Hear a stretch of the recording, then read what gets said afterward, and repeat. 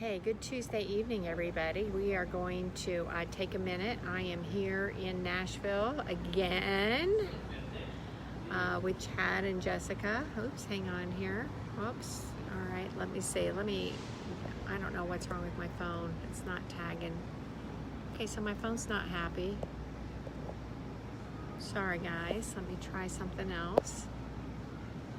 So we have been down, I don't know if you saw any of the pictures I posted on my timeline, but we have been down here, Legislative Plaza in Nashville, and they had a full day of hearings, and we started this morning at 9:30.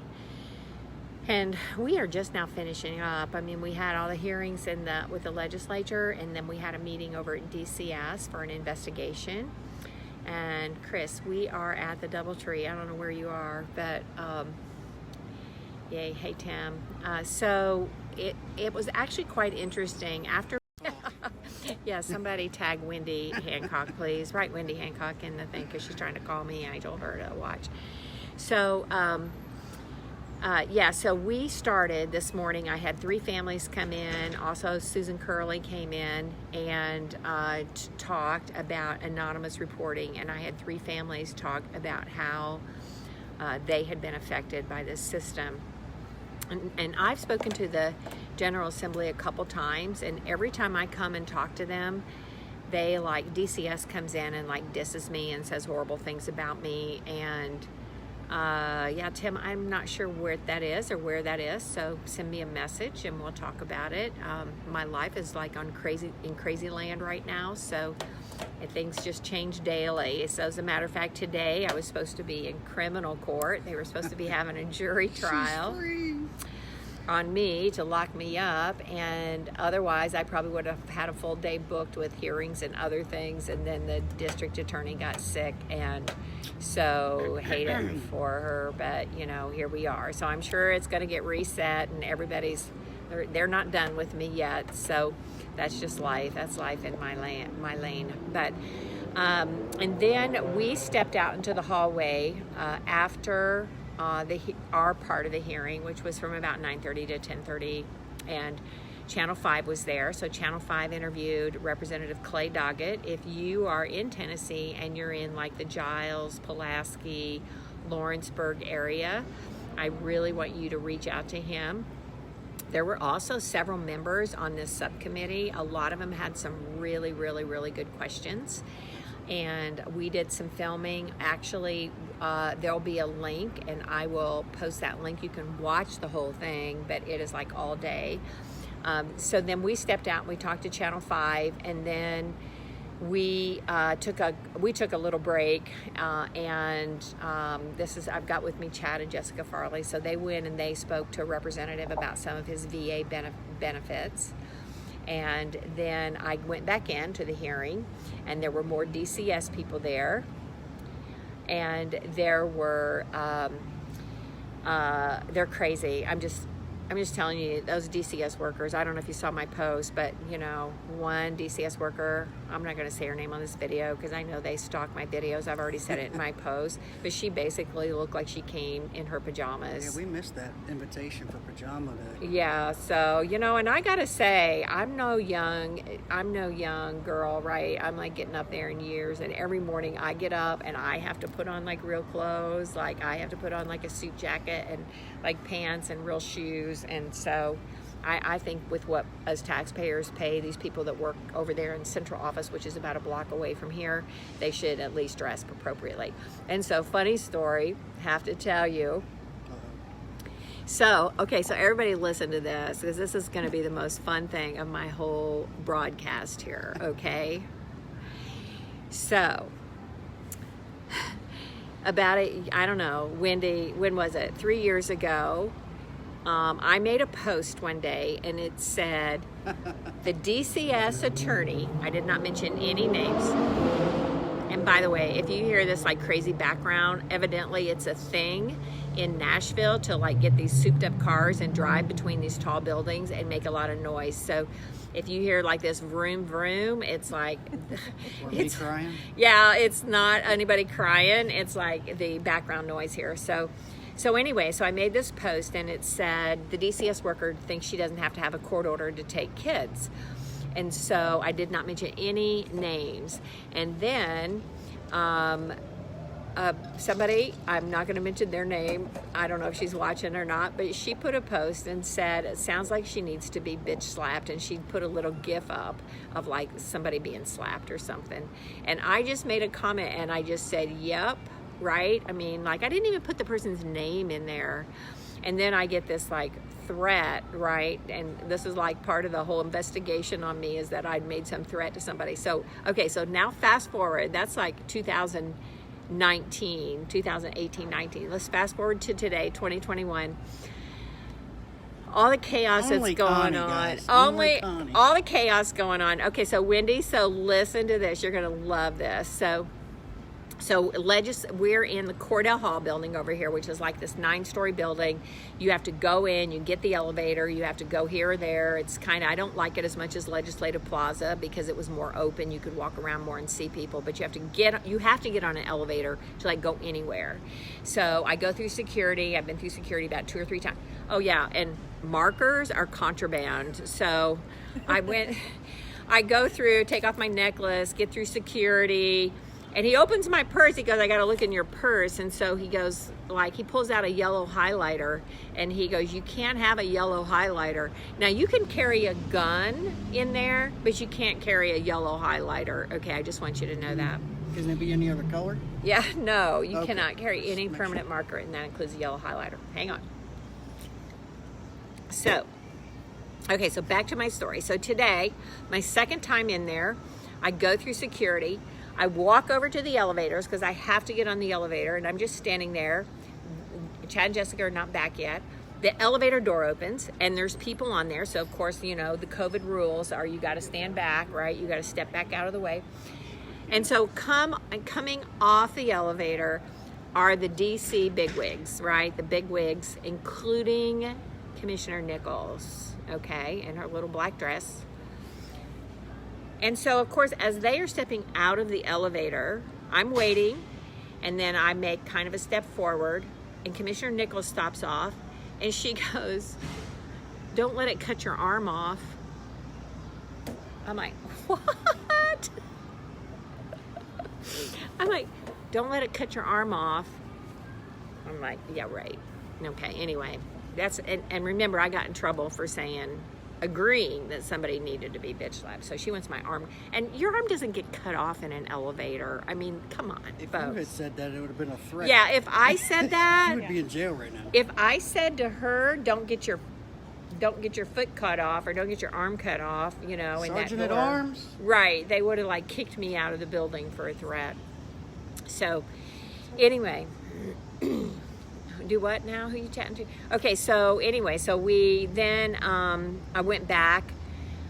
So we had lunch. We sat down and we had a nice lunch. We went back again. They had meetings all day long, and I've asked for the whole video. I want to chop them up. But by the time I got back in there, they were having this man who's with Agape, and he was really saying some things that I was really interested in. So I followed him out in the hallway after he spoke, and and then got his card, had a conversation with him. And that was really about having churches kind of get involved to sort of surround families and be supportive of families. And he was talking about his foster care services, how they are supporting families and reunification. So I have a meeting set up with a church in Williamson County in October, and I asked him if he would please come with me to that, and he said he would. So it was really interesting. I'm going to address the executive policy guy. That's important. Okay, so That's important. well, Or should we wait? Mr. Drew, what's his first name? Drew, right? Drew. Right? Right. Okay, so DCS, there's some players there that I've been around for a long time. I know who they are. So top of the food chain, General Counsel Doug Diamond. He admitted that he's been there through 5 commissioners. Guess what? So have I. I've been there through 5 commissioners too, Doug Diamond. Okay, so I know you're, at least if you're not watching, you're paying somebody taxpayer dollars to watch this video.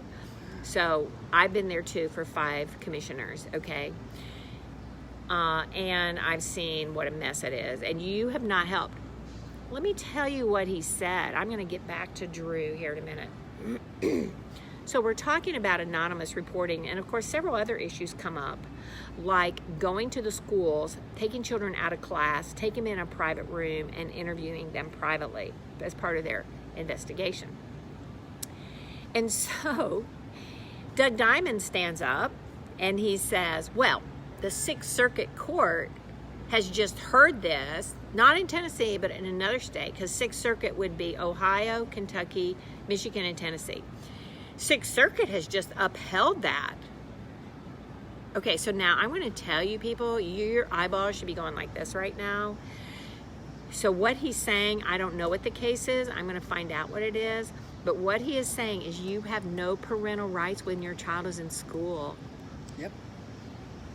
You have no parental rights when your child is in school, okay? And so when I went out in the hallway and I was talking to Representative Clay Doggett, I walked right up to him and I said, you know what? Just the fact that Doug Diamond said that in this public forum means that you, as a legislator, has to do something. You have to do something, because there is no protection for parental rights in the courts.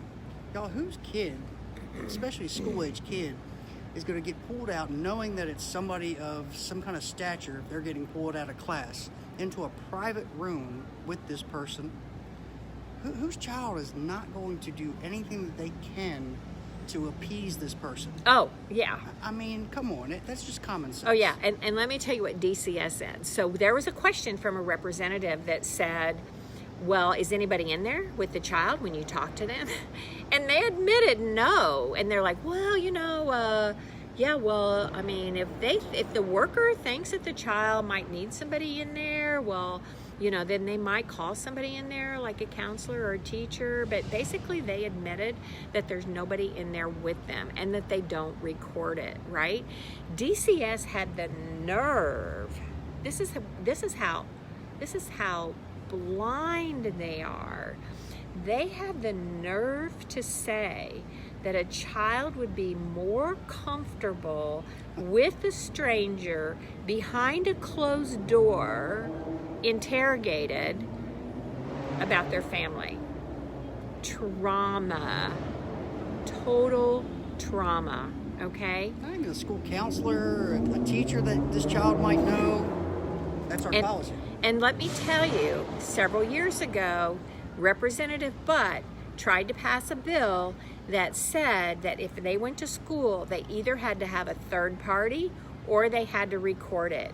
They do neither, and they went in there and they lobbied against it because they had no families there to support them. This is so important. This is my message.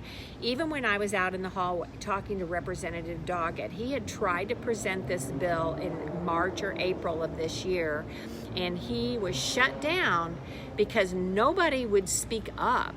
No families, no parents would speak up. So you have got to speak up. You have got to tell your story. You've got to identify all of the things that have happened and occurred that have hurt you and hurt your family in these cases. You've got to do it. Our first line of defense are these freaking lawmakers, okay? But you've got to remember, I mean, this went on for all day, and I can't even count the number of people who were there getting taxpayer dollars to take your children, who were lobbying to be able to take your children, okay? So it's just, I mean, it's incredible. So just to listen to them. And I was having lunch with Chad and Jessica, and I said, Did we ever get lunch? Did we get lunch? Did it ever come out? Yeah, we got lunch. Sorry. I'm still waiting. Yeah, we're not gonna talk about lunch, because sitting in downtown Nashville at lunchtime is a total freak show. Total freak show. We even saw body parts we didn't want to see, okay? Oh my God, I forgot about that. Total freak show. Yeah, so, and they sent me out a mushroom that looked like a cow patty. Thanks, sir. But I did eat it, so. Anyway, okay, so now listen. All day, people are marching in there talking about the millions of dollars that they are getting from the state taxpayers and going out and fundraising money to take your children. Now, there were a couple good programs. There was a good program for sex trafficking victims. They came and they spoke. I appreciate that. There's a big need for that. But you have DCS in there just really defending themselves. It's crazy. It's just so crazy. There was a lot of good questions from representatives, too. Yes. There really was. Mm-hmm. I don't... So as a matter of fact, okay, so here's thank you for saying that, because there was a question, Representative Eldridge, and I don't know where he's from, but we're going to look him up, because they come in and they defend anonymous reporting. Oh, Drew, who's their, what is he called? Executive Policy Director or something, who started there in November of 2020. He came in to defend anonymous reporting, right? I mean, he was like, he couldn't answer any questions. But he was asked directly, have you ever prosecuted for a false report to DCS? And he could not answer that question. The answer is no, Drew. Let me just tell you, N-O. That would have been an easy thing to find out. You surely would have anticipated it. But I think my favorite, this was probably my favorite though, because one of the questions was, well, if you allow anonymous reporter and it's maliciously false, how do you know who made the report to prosecute them? And Drew said, well, you know, like we could like pull the phone records and triangulate and get the recording and then find out like what area it was from and go to the local police department. They're not busy enough. I am like, that is so ridiculous. That is like not even funny ridiculous. I mean, you don't spend that much time investigating that false allegation in the first place and turn around and accuse the parents. You will never, ever, ever do it. You will never do it, okay? So that was pretty hilarious. There was a lot of other statistics and questions that this gentleman was asking. We're not talking a field worker. We're talking an executive level person here. Right. And he's been here over a year now, right? So, well, not quite, about a year. You would think he's coming to a specific hearing. You know, you think he might at least check the day before and go, oh, I'm going there. We're asking statistics and questions that there is no reason an executive shouldn't already know. We're not talking you have to open the book and really find it, although he will circle back. Yeah, he's going to circle back with that. Yeah. And so he came in, I mean, and basically this is their story. This is their mantra. Their mantra is, oh, but if one child is not reported and that child ends up dead, it's okay to put all these other families through all this stress and separation and trauma because it's that one child that wouldn't get reported on an anonymous report. Although they can never, you know what, they also never ever identified that there's a single child that they saved because of an anonymous report, right? I mean, they never said, okay, well, let me tell you this one story. There was an anonymous report, you know, and we went and we saved the child, and had there not been able to be an anonymous report. But then even when he was asked, I don't know if you noticed this, but then they were like, somebody asked him the question, like, so if we didn't have anonymous reporting, would we not have those reports? Because I think he said like 22,000 were anonymous or something. Like, would we not have those 22,000 reports? And he even admitted then, he's like, well, no, I mean, we can't even really say that because, I mean, some of those people would give their information. He was asked about, have we ever prosecuted somebody for false, malicious, and he said, oh, well, absolutely, but didn't say how many were for Yeah, child. so there's two different, Sorry. Yeah, no, there's two different statutes. One of them is specifically for false reports of child abuse or child sexual abuse, I think it is, and that's under Title 37. And then under Title 39, there is generally a false report statute. And so he was asked if there had ever been any prosecutions for false malicious false reports for child abuse. And he said, well, no, not that he knew of, but when he was a prosecutor, he said, not as a DA, but when he was a prosecutor, there were several prosecutions for false reports. Now, he was a prosecutor. Where was he a prosecutor at? You just looked that up on your phone a few minutes ago. I mean, can you pull that up again? Yeah, do you mind? absolutely. Hey, because it's not like Knoxville or something. It's like some rinky-dink counties, respectfully. But anyway, hey, Canada, y'all, thank you. I share this. We're just trying to catch up on what happened today. So, all right, and then there was something else he said, though, that I thought was so funny. I'm telling you, I'm sitting in the second row. I've got a video camera on their backside. Unfortunately, I am getting the actual video, but I did have the video camera on the speakers that I brought in, and I'll try to get those posted or uploaded to YouTube and share with you so you can see some of that.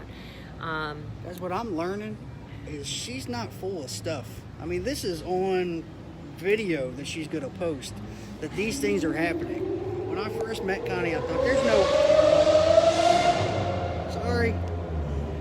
there's no way that these things are actually happening. I go to her court case, I see how the legal system's treating her. I saw it from my own eyes. And what she's telling you right now, it's all on tape. It's not just coming out of her mouth. These people need to be held accountable for what they're saying. Right. Yeah. And so we also, we had filed a report, a complaint on the handling of their case. And I've done this before where I have filed a complaint. And when I file a complaint directly with the commissioner's office, I give a lot of detail. I say, this is what they did, this is what they violated, these are the laws they broke, etc. In Wendy's case, I filed like 4 complaints. I got one letter from the commissioner that said that they received it, and I never got another response. I never got another single response. Did you find him? Oh, yeah, there he is. That's okay. Bedford, Lincoln, and Marshall. Okay, so Mr. Wright, Mr. Drury Wright, was a prosecutor in Bedford, Lincoln, and Marshall. So Bedford is Shelbyville, and Marshall County is Lewisburg. I mean, Lewisburg is a burg. It is a classic burg. Okay, nice people there, but it is prosecuted cow tipping. Yeah, he probably So when he says, I mean, like literally, when he says as a prosecutor, he prosecuted tons of false reports. I'm gonna call bullshit on that. I'm gonna totally call bullshit, because I prosecuted in Davidson County. Not ever one time did we have a false report prosecution. Not one time that I can recall. All right. So anyway, what else was I talking about? Investigation. So I had filed in Wendy's case. I filed like 4 different investigation requests, and they never respond to us. And then I did an open records to get the investigation results, and they refused to give that to me. And so anyway, so we have an investigation for Chad and Jessica. I put together the thing. I dropped one off as the governor's office. I dropped one off with the commissioner and some representatives. And so we at least have an investigation open. I'm not going to talk about it because they're doing the right thing. At least looking like it. We're not so sure why they even agreed to do that or open it, but I have some suspicions. So anyway, I don't know if you can hear that. Can you guys hear that noise in the background? Can you hear that? It is like crazy. It's like Grand Prix crazy. It ought to be illegal. Yeah, it's probably driving you nuts. So, all right. So, everyone should say how they care. Okay, I'm going to look here. Everyone has a story, and so CPS should never say they... Hang on here. The one thing I do want to say, the older gentleman that says he's been there for 25 years or something, yeah. He made a comment today that I agree with. He said something about 25 years ago, I was here when they started this stuff, and, it worked. And one of the representatives said, hey, 25 years ago, the world was much better, much kinder. Place. Not as vengeful. I'm glad he called him out on that, but what happened 25 years ago, those policies have to get with today's world. I mean, it's just common sense, guys. Yeah, exactly. Thank you for saying that, because Doug Diamond was talking about, oh, it's been anonymous reporting as long as I've been around, and probably before that, right? And you're as old as dirt, Doug, so, you know, but, yeah, and he was an older rep. He was one who'd been around for a while, and he said, yeah, it's a different world now. We need to, be willing to look at that. So, I mean, I think we open, and I will say it's bipartisan. I mean, I know who some of these reps are. I know they come from both sides of the table. We got good questions from both sides of the aisle. And I was actually, when they would ask a question, I was kind of like, yay, good question. But I didn't really do that. But I would kind of like nod my head or shake my head. I think we were all doing that. Yeah.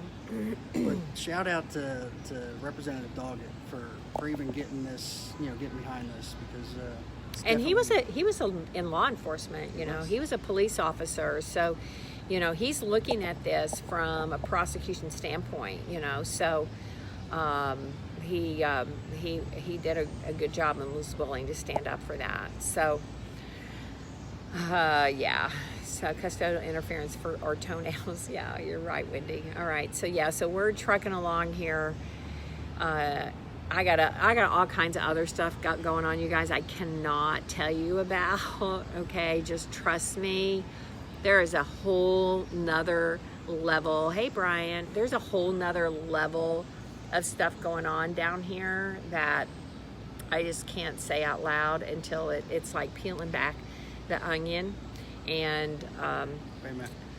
I have learned in 25 years I've been alive that 42. When an attorney tells you to trust them, you do not. Although I will say, you can trust this one for sure, without a doubt. well, yeah, thank you.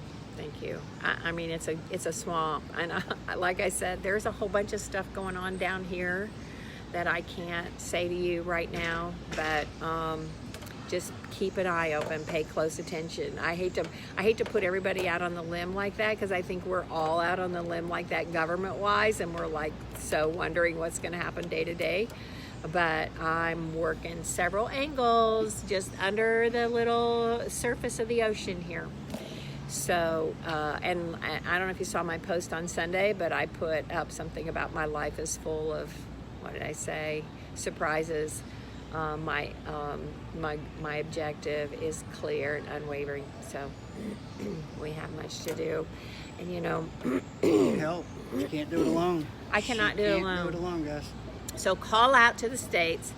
All right, y'all from different states. I've gotten some good messages. I think I've got a live that we're going to do. I'm going to do with Laura Thomason on Wednesday. Wednesday, I thought it was. Yeah, it is. It's tomorrow. Oh my gosh.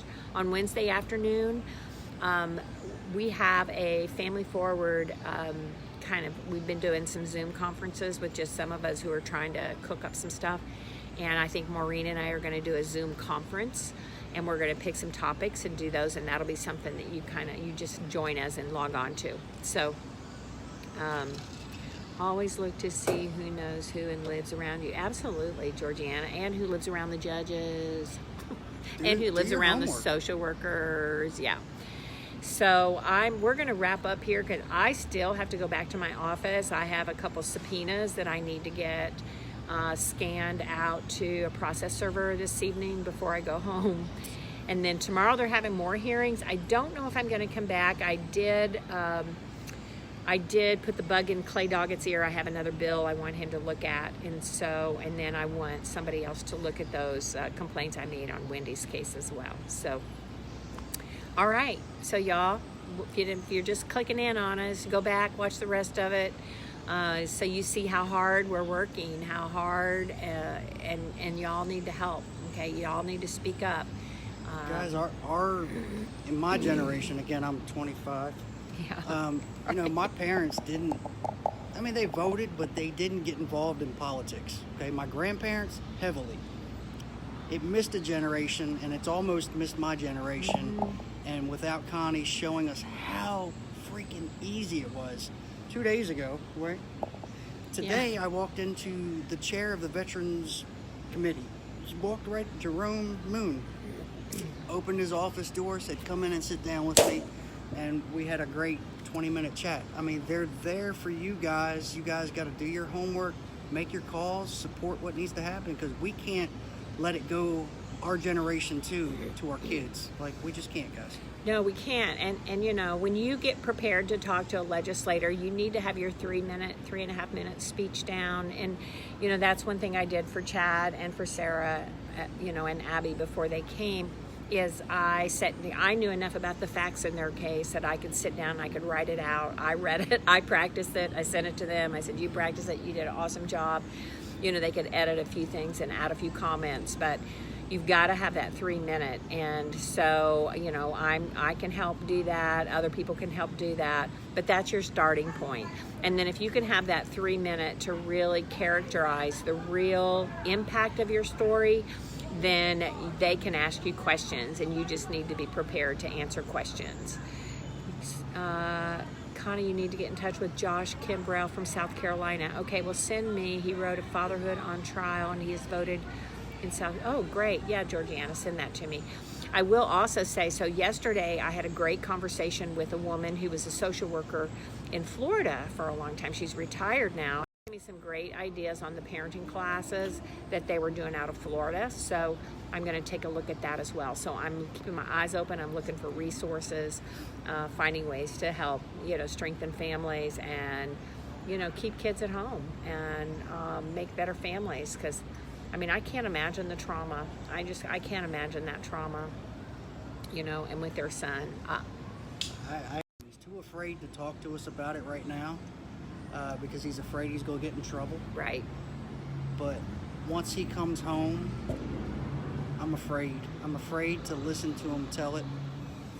It's got to be a horror story for a 10-year-old child to go through what he's gone through. Well, and I'll tell you, and I'm going to tell you right now, because this is a topic that we do need to discuss. So when children come home from foster care, you know, first of all, they need some breathing room. However, it is trauma. And so, you know, I encourage a parent to give them some room, make them feel loved, make sure they feel comfortable in their space again, you know, their room, their stuff, their friends, their family, to get in that pace of where they were, but always keep in mind of that trauma of separation. And then once you kind of get in that safe place, then you have to start talking about it, right? Well, absolutely. And you have to start talking about it a little at a time, and you have to reassure your child that's gone through that. Yeah, you're right. Wendy says they're never the same again, and it's so hard. But you've got to reassure them that it was a it's really even hard, and I have a psychology background, and it's really even hard for me to think in my head what are the right words to say, because saying things like it's not your fault is not good enough, because then they think, well, it had to be somebody's fault, right? And so then do they not trust you, which I think is the situation I've seen with some families. Then they for a month to bring her back where they took her. I agree, Michelle. It's horrible. So I don't think it's the right thing to say that it's not your fault, because they're going to want to blame somebody. And I'm just going to be honest with you. You need to blame the system. You need to tell them about the lies. You need to tell them what the government did to them, because people need to understand that the government, now when I say government, I hate even using that word, our taxpayer-funded systemic abuse of citizens. Sounds like Nazi Germany, yeah. Kind of. It's time to take this off. Taxpayer-assisted systemic government abuse of citizens, all right? We walked through that DCS office today, pointing out all the nice things that were, as we walk down this taxpayer-funded office. These big, beautiful paintings. They're in UBS Tower. Like, why are they in UBS Tower? Because that's like expensive downtown property. They have state buildings out in the Metroplex, right? Kroger. Yeah, the old Kroger, right? Converting the old Walmart or something. I mean, there's a lot of abuses. So I will tell you, the investigator did give us another clue, though. He said you could also file for the fraud, waste and abuse complaints too. So I think we're going to start filing those as well. Okay, all right. Well, it's starting to get dark out here. We're sitting at DoubleTree, and we had a little conversation. Now I'm gonna close with this. So we come to DoubleTree. We're sitting down, talking to the waiter, and I'm telling you, everybody that you come into contact with has some contact with DCS. I say within 3 degrees of separation. I used to say 6 degrees of separation. I reduced that to 3 degrees of separation. I'm going to reduce that to 2 degrees of separation. Okay? Everybody you come into contact with.